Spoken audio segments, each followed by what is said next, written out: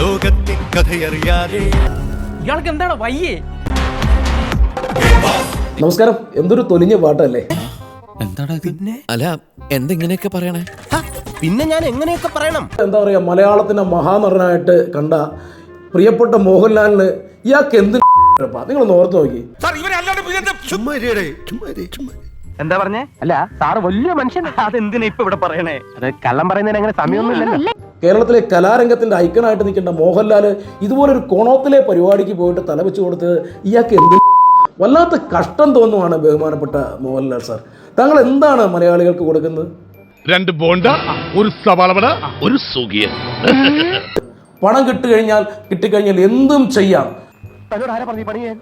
ഒരു പ്രശ്നവുമില്ല, ഒരു കമ്മിറ്റ്മെന്റും ഇല്ല എന്നുള്ള രീതിയിൽ അങ്ങീ കാണിക്കുന്ന അവസ്ഥ.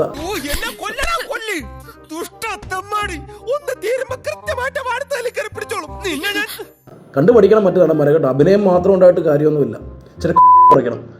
മമ്മൂട്ടിയെ പോലെയുള്ള മഹാനടന്മാരൊക്കെ ഉണ്ട്, അവർ പോകത്തില്ല. വിഷമിക്കാതിരിക്കും, ഇതിലും വലുത് ഏതാണ്ട് വരായിരുന്നു. ഇങ്ങനെ തീർന്നെന്ന് കരുതിയാൽ മതി. ഏഷ്യാനെറ്റിലെ ബിഗ് ബോസ് കാണുമ്പോൾ തീർച്ചയായിട്ടും നമുക്ക് അത് തോന്നും. ഏഷ്യാനെറ്റിനാണ് ഇത് കണ്ടുകൊണ്ടിരിക്കുന്നത്, നമുക്കാണ് പ്രിയപ്പെട്ട മോഹൻലാലിനോ എന്നുള്ള കാര്യം നമുക്ക് ഇപ്പോഴും സംശയമാണ്.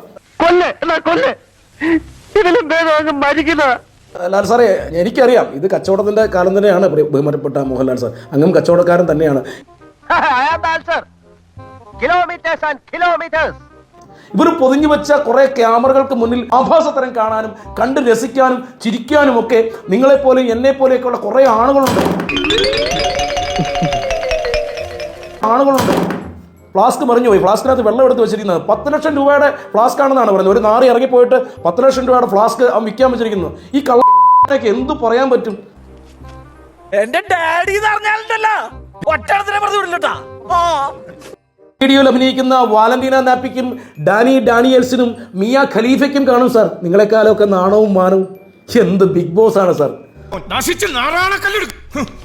നീ ഒരാളായിട്ട് ചുമ്മാ പിന്നെ അല്ലാതെ എന്ത് കോണത്തിലെ പരിപാടിയാണ് സാർ ഇത്.